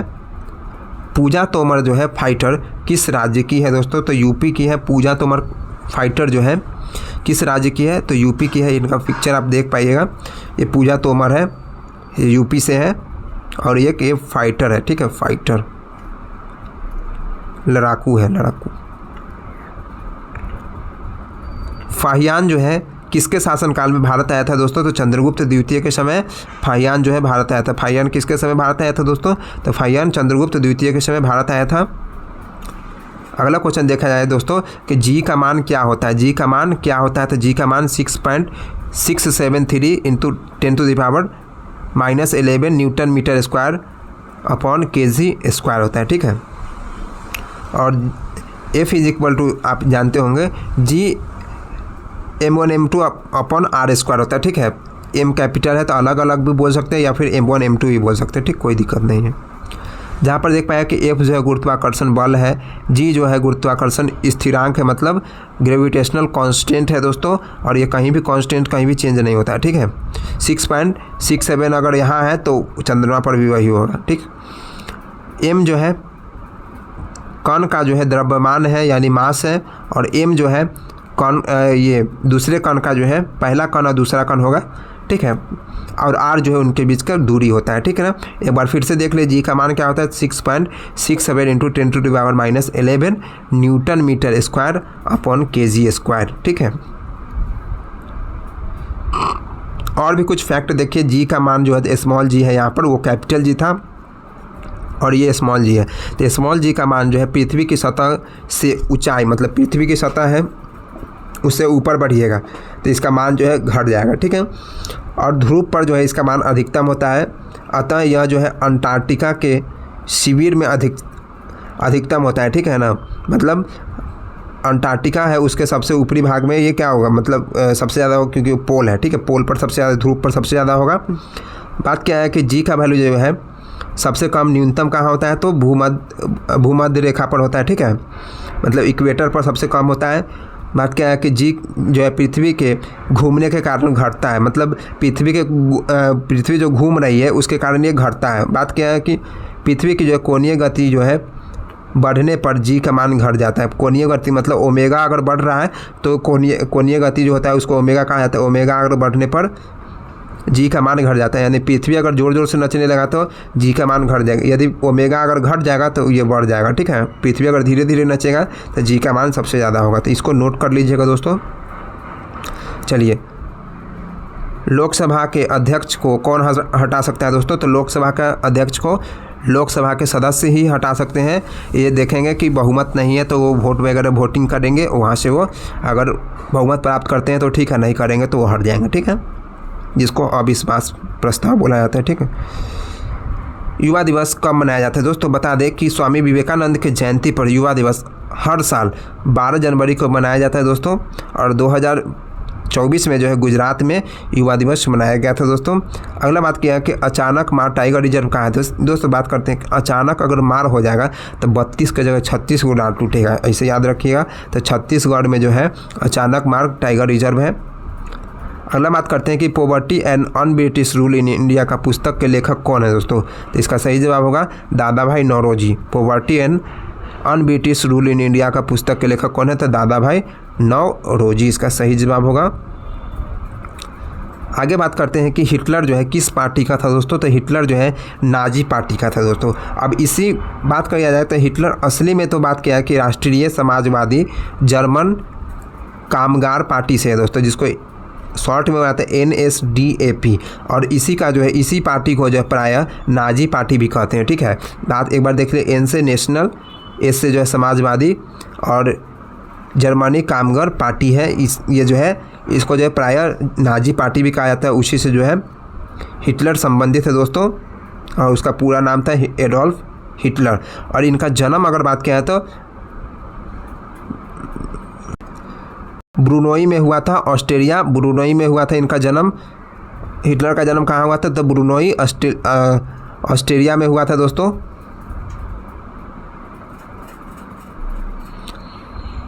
अब बात करते हैं कि इनका जो है व्यवसाय अगर बात किया तो चित्रकार बनना चाहते थे, लेकिन उसका उद्देश्य जो है पूरा नहीं हो सका था, ठीक है। और युद्ध चल रहा था 14 से 18 में जो है प्रथम विश्व युद्ध चल रहा था, उसमें जो है जर्मनी की ओर से लड़ा और अपनी जो उत्कृष्टता यानी वीरता के लिए जो है आयरन क्रॉस प्राप्त किया, मतलब आयरन क्रॉस अवार्ड इनको दिया गया था दोस्तों। लेकिन जो है बात क्या है कि जर्मनी द्वारा जो है वर्साई की संधि पर हस्ताक्षर किया गया, जिसके बाद वह निराश हो गए थे, ठीक है। युद्ध के बाद वह जर्मनी वर्कर्स पार्टी का सदस्य बन गया। युद्ध जब ख़त्म हो गया तो युद्ध के बाद जो है जर्मनी वर्कर पार्टी के सदस्य बन गए दोस्तों। और 1920 में अगर बात किया है तो इस पार्टी का नाम बदलकर national socialist German worker party कर दिया। अतः हिटलर इस पार्टी का नेता बन गया, ठीक है। उस समय वो नेता बन गया दोस्तों 1920 में। अगला क्वेश्चन है इब्न बतूता किसके समय भारत आया था? इब्न बतूता किसके समय भारत आया था दोस्तों? इब्न बतूता जो है मोरक्को का निवासी था दोस्तों, मोरक्को का निवासी था। और MBT यानी मोहम्मद बिन तुगलक के समय यह भारत आया था दोस्तों। तो यह MBT के समय भारत आया और मोरक्को का निवासी था दोस्तों। और मोहम्मद बिन तुगलक ने इसे काजी नियुक्त किया था दोस्तों, काजी नियुक्त किया था दोस्तों।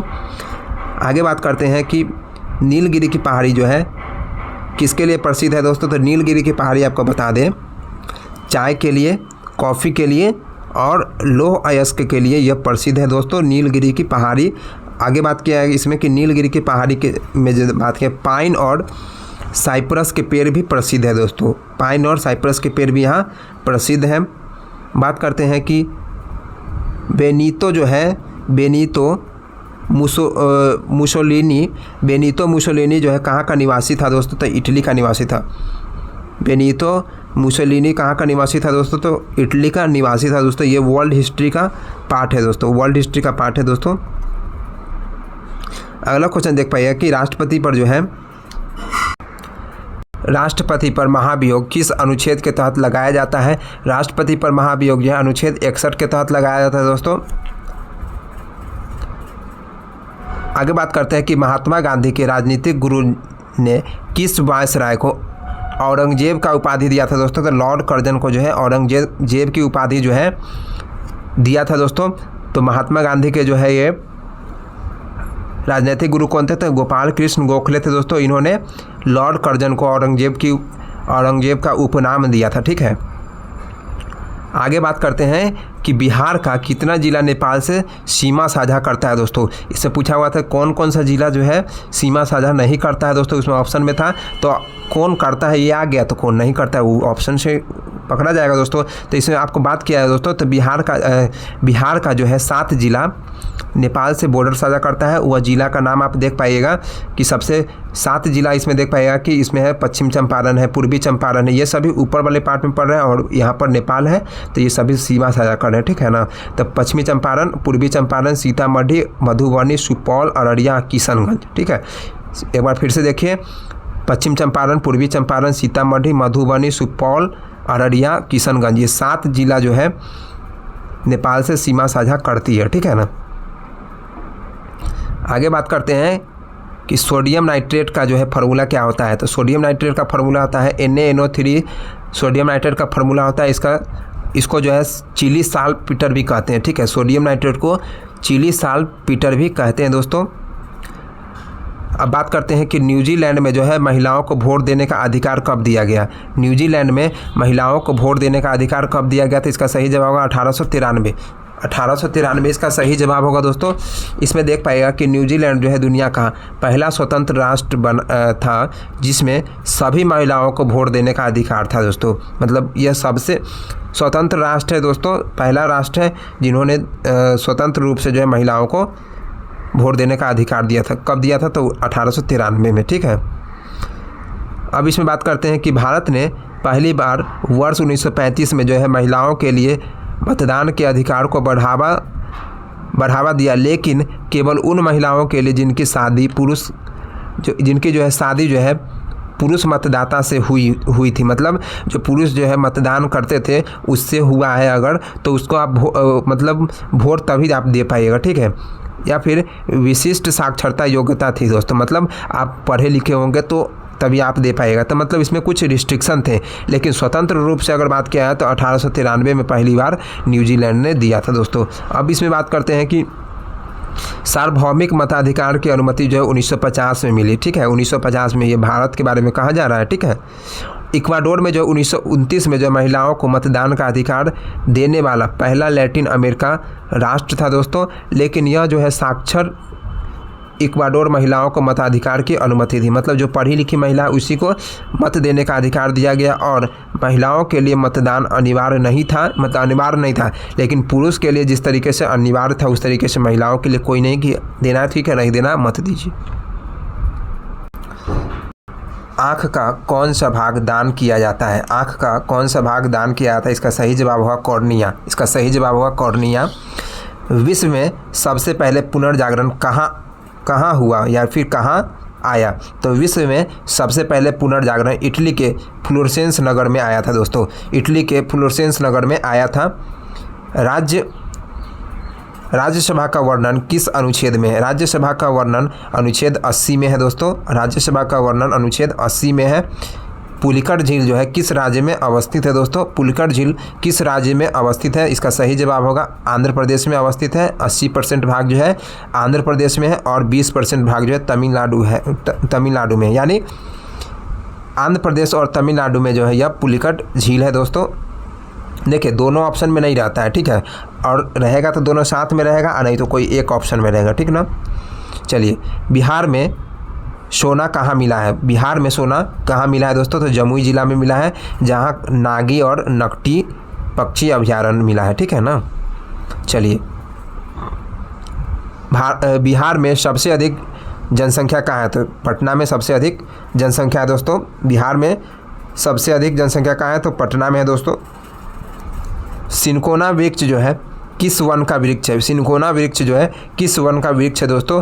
तो ये उष्णकटिबंधीय वन का वृक्ष है दोस्तों। ट्रॉपिकल डेसिडियस फॉरेस्ट का यह वृक्ष है दोस्तों। अगला क्वेश्चन है कि ककोलत के झरना कहाँ स्थित है और उसकी लंबाई कितनी है?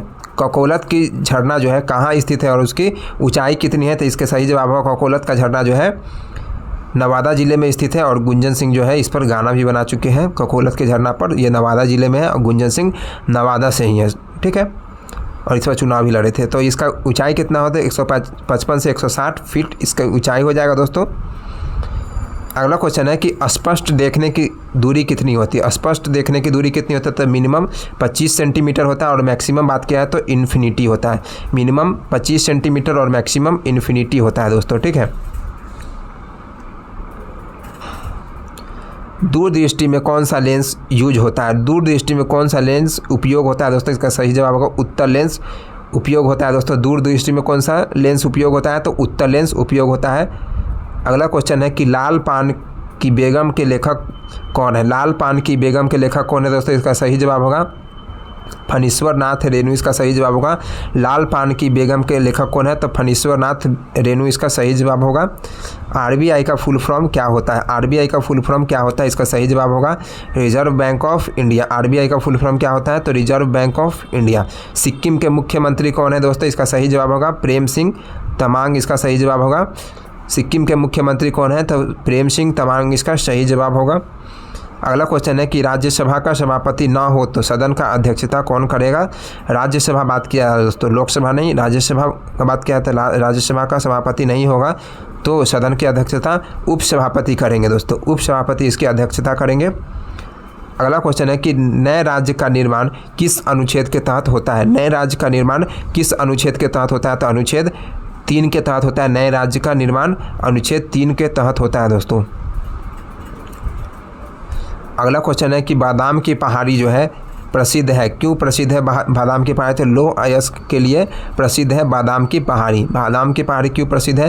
तो लौह अयस्क के लिए प्रसिद्ध है बादाम की पहाड़ी। बर्फ़ का जो होता है घनत्व जल के घनत्व से ज़्यादा होता है कि कम होता है? तो बर्फ़ का घनत्व जो होता है जल के घनत्व से कम होता है, इसलिए बर्फ़ जो है पानी के ऊपर तैरता है और बर्फ़ का जो घनत्व होता है वो 0.9 होता है और पानी का घनत्व जो होता है वो 1 होता है। ठीक है, पानी का घनत्व कितना होता है 1 होता है और बर्फ़ का घनत्व जो होता है 0.9 होता है।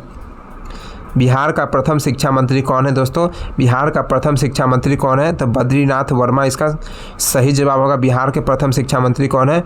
तो बद्रीनाथ वर्मा इसका सही जवाब होगा। G20 2024 की बैठक कहाँ हुआ दोस्तों? G20 2024 की बैठक कहाँ हुआ? तो ब्राज़ील में इसका बैठक हुआ दोस्तों। G20 2024 की बैठक कहाँ हुआ? तो ब्राज़ील में इसका बैठक हुआ। मरु मृदा सबसे ज़्यादा कहाँ पाया जाता है? तो मरु मृदा सबसे ज़्यादा राजस्थान में पाया जाता है। मरु मृदा सबसे ज़्यादा कहाँ पाया जाता है? तो राजस्थान में मरु मृदा पाया जाता है दोस्तों। चलिए अगला क्वेश्चन देख पाया कि न्यूट्रॉन की खोज किसने की दोस्तों? जेम्स चैडविक ने न्यूट्रॉन की खोज किया था दोस्तों। न्यूट्रॉन की खोज किसने की? तो जेम्स चैडविक ने न्यूट्रॉन की खोज किया। इमरान प्रतापगढ़ी कहाँ से राज्यसभा सदस्य है दोस्तों? इमरान प्रतापगढ़ी जो है कहाँ से राज्यसभा सदस्य है? तो महाराष्ट्र से ये राज्यसभा सदस्य है। इमरान प्रतापगढ़ी कहाँ से राज्यसभा सदस्य है? तो महाराष्ट्र से राज्यसभा सदस्य है। बिहार में सबसे अधिक मछली उत्पादन कहाँ होता है? बिहार में सबसे अधिक मछली उत्पादन कहाँ होता है? तो शेखपुरा में सबसे अधिक मछली उत्पादन होता है। तो बिहार में सबसे अधिक मछली उत्पादन पूछे तो कहाँ होता है? शेखपुरा में होता है दोस्तों। अगला क्वेश्चन है कि प्रकाश का विभिन्न भागों में फैलना क्या कहलाता है? प्रकाश का विभिन्न भागों में फैलना क्या कहलाता है? तो प्रकीर्णन कहलाता है, स्कैटरिंग जिसको बोला जाता है दोस्तों। कैच करते समय खिलाड़ी अपने हाथ को पीछे क्यों खींच लेता है? कैच करते समय खिलाड़ी अपने हाथों को पीछे क्यों खींच लेता है? संवेग संरक्षण के सिद्धांत के कारण जो है m/v के कारण, मतलब मास और वेलोसिटी होते हैं दोस्तों, जिसके पीछे करने के बाद वो चोट कम लगे इसीलिए इसको पीछे कर लेता है। ठीक है, अगला है क्वेश्चन इसमें जो है इसमें सेकंड लॉ लगता है। ठीक है ना, संवेग संरक्षण ये सेकंड लॉ पर काम करता है। इसमें देख पाएंगे कि टिकुली कला जो है कहाँ का है दोस्तों? टिकुली कला बात करें दोस्तों तो ये पटना का है। ठीक है ना। अगला क्वेश्चन देख पाएगा कि पटना का पुराना नाम क्या है दोस्तों? पटना का पुराना नाम क्या है? तो इसका सही जवाब आप देख पाएगा कि पटना का पुराना नाम पाटलिपुत्रा भी है, कुसुमपुर भी है और अजीमाबाद भी। अजीमाबाद, कुसुमपुर और पाटलिपुत्रा है दोस्तों। इसमें देख पाइएगा कि पटना का ऐतिहासिक रीति रिवाज जो है मानव सभ्यता की शुरुआत से ही मिलते हैं दोस्तों। पटना शहर को कभी पाटलिपुत्रा या फिर पाटलिपट्टन के नाम से भी जाना जाता था दोस्तों।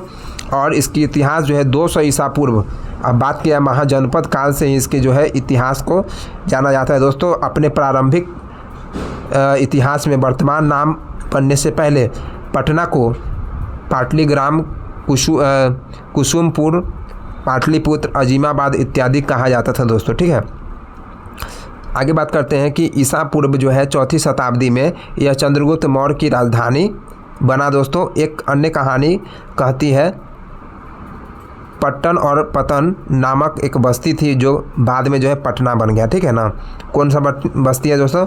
पटन या फिर पतन। ठीक है ना, एक बस्ती है जिसके बाद इसका नाम पटना पड़ गया। ठीक है, अगला क्वेश्चन है कि PM किसान योजना में कितनी धनराशि दी जाती है? इसका सही जवाब होगा 3 किस्तों में 2-2 हज़ार रुपये दिए जाते हैं और इसकी शुरुआत जो है 1 दिसंबर 2018 को हुआ था दोस्तों।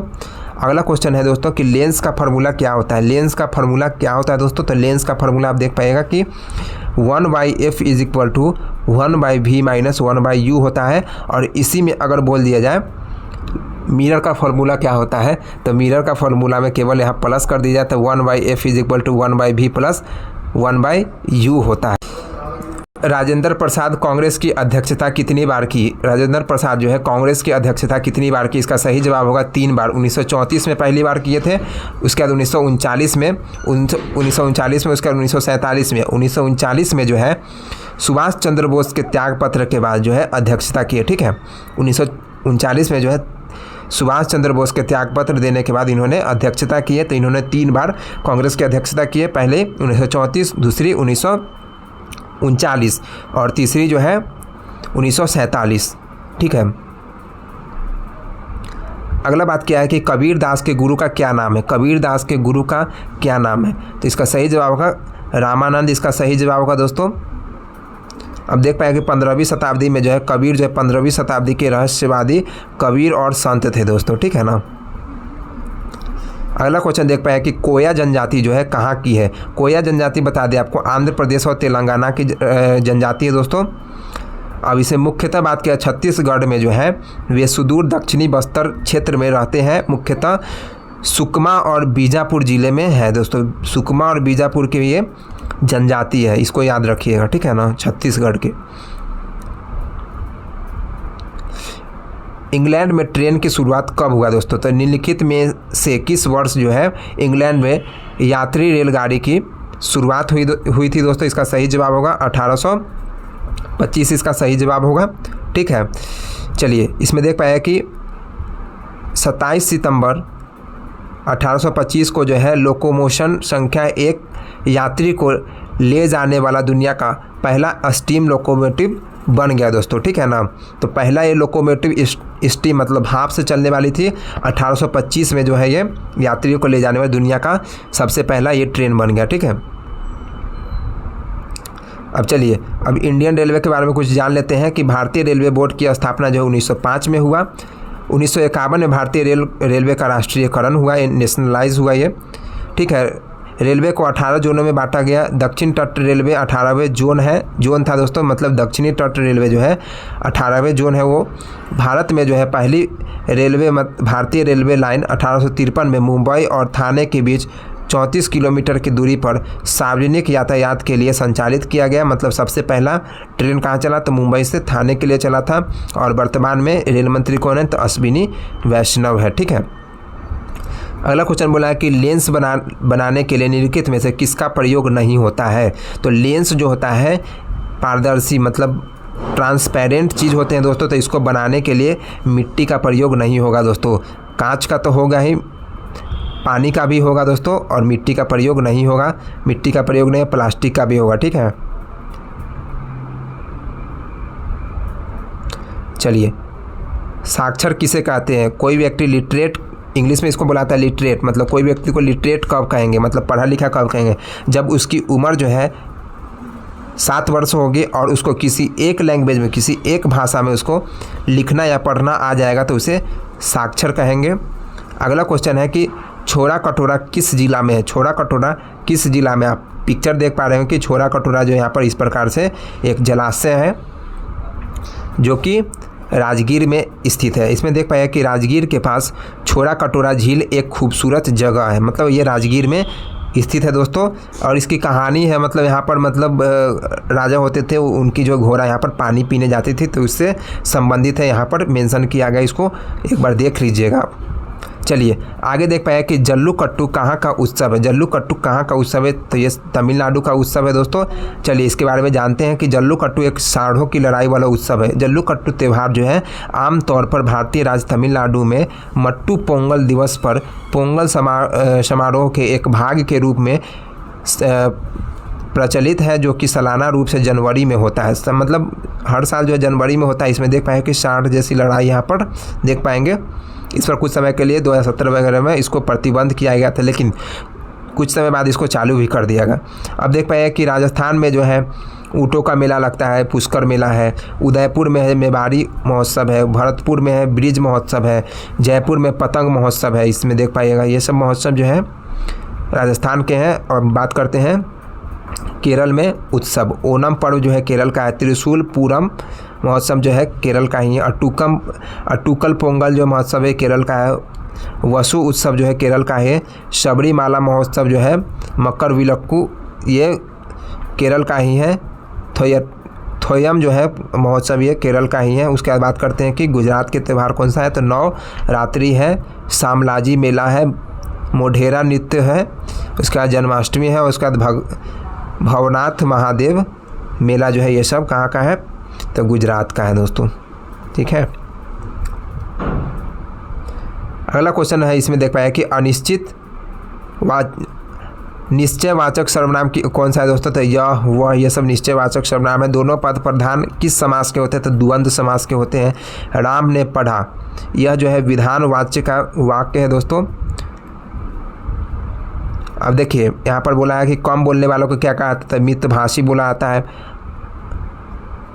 अन्वेषण का जो है ये पर्यायवाची, आप इसका मतलब संधि विच्छेद देखिएगा तो अनु प्लस एसन जो है इसका संधि विच्छेद है। और भी इसमें देखा है बोल्शेविक क्रांति के नेता, बोल्शेविक जो है रूसी क्रांति से संबंधित है और रूसी क्रांति जो है 1917 में हुआ और इसके नेता कौन थे? तो लेनिन इसके नेता थे। रूसी क्रांति कब हुआ था? 1917 में हुआ था दोस्तों, ठीक है ना। चलिए, तो यहाँ पर आज का यह वीडियो समाप्त होता है दोस्तों। अगर यह वीडियो थोड़ा भी अच्छा लगा होगा तो लाइक करिएगा, शेयर करिएगा दोस्तों। और ये PDF पाना चाहते हैं तो हमारे टेलीग्राम चैनल सेम फास्ट सरकारी नौकरी पर आप जुड़ जाइए, जो कि वीडियो के डिस्क्रिप्शन में लिंक भी दिया हुआ है। उस लिंक से आप जुड़ करके बिल्कुल ही फ्री में इस PDF को पा सकते हैं। तो चलिए मिलते हैं अगले वीडियो में, तब तक के लिए जय हिंद।